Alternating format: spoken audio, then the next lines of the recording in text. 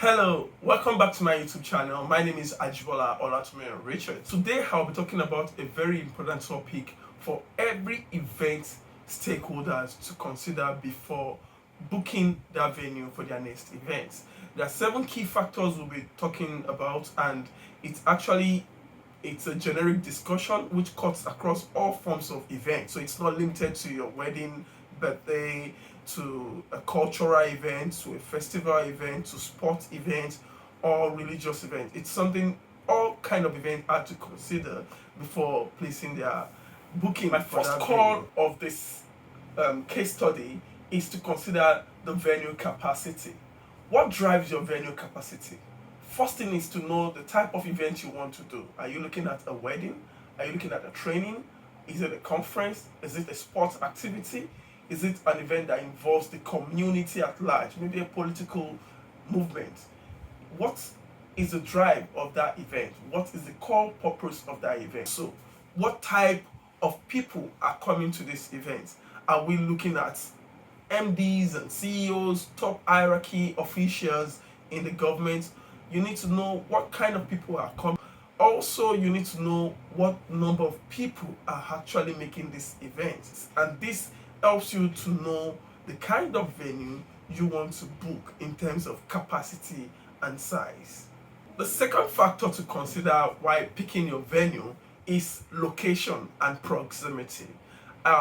When you are booking your venue, you want to know where is the traffic coming from. The people coming to this event, where are they coming from? What is their traffic route to the venue? So you want to consider where your major traffic is coming from. Once you are sure of where your major traffic is coming from, that would also help you to limit your search and where your location for the venue have to be. One other thing to consider is the type of event. Is it an event that actually attracts tourists? Is it closer to the airport? Are more people coming using the flights? What is the drive time from the airport to this location? One other important thing you need to consider is the hotels. Where are people staying? Are people lodging? Are people coming from home? Is it something they want to do from, are they the travel distance from your hotel to the venue is also something you need to consider. So location and proximity is an important factor you need to consider before booking that venue for your event. The third factor that we're talking about is venue functionality. I use the word functionality. I don't want to say venue or other services.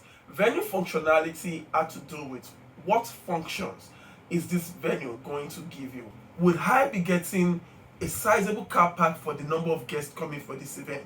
Car parking is a major constraint in event planning. It is a major factor in choosing your venue. Security of that area is another thing. Security is a key factor in any event. When we talk about security, we also talk about safety along. How much secured are your guests? How much safety are they going to enjoy using this venue? Are there traffic control management? Are there police officers around? Are there emergency ambulances around? What are the factors that needs to be here to keep people safe?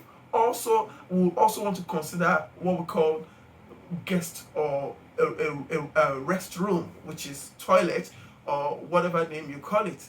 The restrooms have to be of a good proportion to the number of guests you are expecting at your event. Do we need to hire more mobile toilets? Do we need to hire more functioning toilets to add up to what the venue has? Those are things that you also have to consider. One other thing you need to know is a change room. If it is a wedding, people talk more about change room.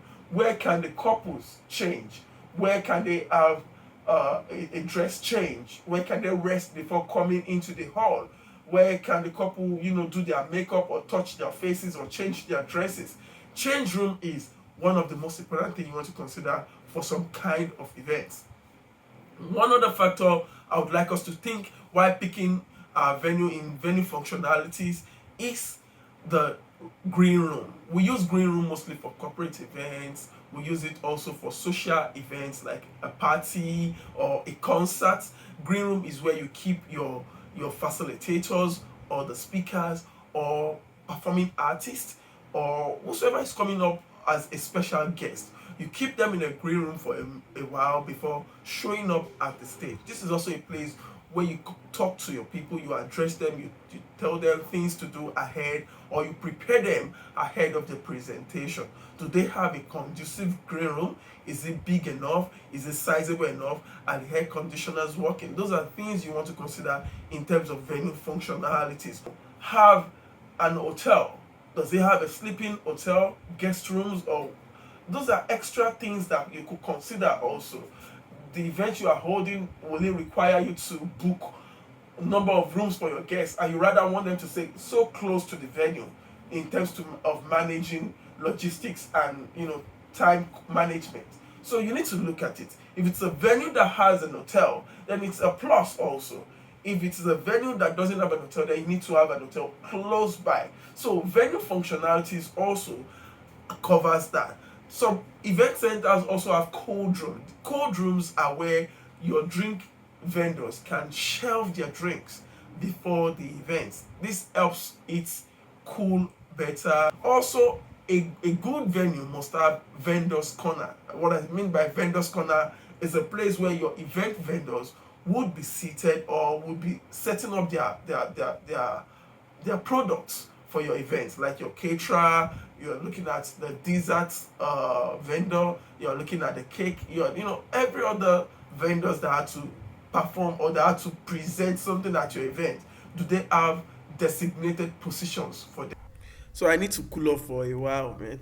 It's like over 10 minutes. If you've been benefiting or gaining anything from this page, kindly like our page and subscribe using the subscribe button down there, and also turn on your notification for any uploads coming from this page. Thank you. Another factor to consider, which is factor number 4, is the cost and your budget. How much does this venue cost? To get this venue, is it within your budget? If it is within your budget, then it's a good one. But before you can go ahead for any booking, you need to be sure your budget is going to cover such venue. So the cost of your venue has to work along with your budget. Number 5, staff experience and knowledge of the industry. You need to be sure of what kind of staffs do they use here. How much knowledge of these events that I want to hold do they have? How good are they in attending to guests?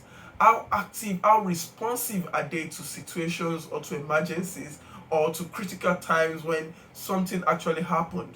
One key factor we mostly look away from in this part of the world is the weather condition of the day of our events. Weather lately have been so much dramatic in terms of the way it operates. It's lately you need to be sure of the weather on the day of your event. The last factor to consider, which is not the least, it is not arranged by priority. Everything here are things you need to consider. But here on my list, the last thing you need to consider is one thing that we must look away from, especially if it is an individual that is getting the venue. If you are working with a planner, trust me, many of them are to look at this. Is the terms and condition of the venue. In this part of the world, and I'm sure this is similar with every area across the world, terms and condition varies by venues. There are so many venues with different conditions you need to meet. If you can't meet those conditions, then you need to leave. If you can't meet those terms, then you need to meet at somewhere in between, or you leave it. So there are things the venue will provide for you, more like contract agreement or a documentation that states their own terms and condition. You need to meet it. Some of them will talk to you about corkage fee. Oh, if you're coming in with your food, your drinks, you're coming in with extra sounds, or you need to come, each of those vendors have to pay a particular amount of money, a corkage, for them to set up. Some refundable, some not refundable. Some people will tell you your caterer need to pay a refundable fee before they can set up. So in case they didn't do necessary cleanups after the event, then we have to hire people to do the cleanup for them. Some will tell you, oh, like the sound or electrical guys or engineer team, that, oh, if there's something gets damaged in our hall, then these guys have to pay for it. The decorators also experience this a whole lot. So different venue with different conditions and terms that you need to meet. Also, there are government taxes that also comes along with some venues which could be levied on the event owner or planner. So you need to be sure of all this. You need to make a list with the venue and discuss this out. Am I paying this? Are you covering this? These are regular government taxes that have to be paid. One other thing that you need to know, some venues does not allow live fire, live fireworks or live burning fire in their venue. For security purposes or for safety purposes, they will tell you no, you can't have fireworks display within a confined room, or where the roof of the hall is of closer meters to your fireworks. So these are conditions you need to ask before making commitments to your venues. I know this doesn't cover all, it's just 7 out of many, but for event consultants or events enthusiasts that are out there watching this video, you can add up to this list. I have 7 already with many subsections, so you can add up to this list in the comment section. Drop your own advices, drop your own factors that should be considered before booking an event, and also consider your location, your timing, and the environment where you live. It's so nice having you. I would appreciate if you like our page, comment on the comment section, put on your notification for updates, and also please subscribe to my YouTube channel, at least if you've benefited or gained something from following this channel. My name again is Olatomirin-Richards. Thank you for watching. Hello, I would like to drop this tip ahead of our next video. Very soon we'll be doing a series of venue review. We'll be reviewing some event centers and venues in Nigeria, and I really want you to get ready and get prepared, as there will be critics, there will be thumbs ups, and there will be so many things that will come up on the venue review. Many of you have had series of events across Nigeria, Lagos State, or any other part of the world where we will be visiting, but we will be reviewing these venues to checkmate some good things and some bad things which you need to know about them. Thank you very much.